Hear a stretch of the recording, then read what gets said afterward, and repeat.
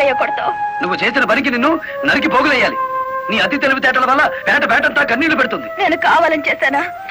ఎదుగు పొదుగు లేకుండా పడున్న డ్రైవర్లందరినీ ఓనర్లు చేద్దాం అనుకున్నాను.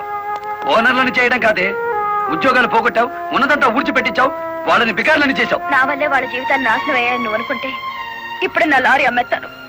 అది కూడా సాలకపోతే నా బడ్డీ కొట్టి అమ్మి ఆ డబ్బులు వాళ్ళకిచ్చేస్తాను. అమ్మేసి ఎన్ని రోజులు అన్న పెడతావే? మరేం చేయమంటావయ్యా?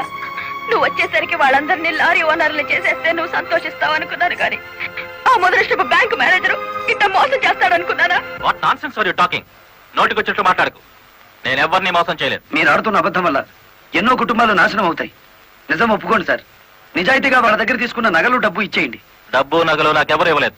ఇచ్చామని డ్రైవర్లంతా చెబుతున్నారు, ఇప్పించానని మా జయమ్మ చెబుతోంది. ఇవ్వలేదని నేను సాక్ష్యం చెప్తున్నాను.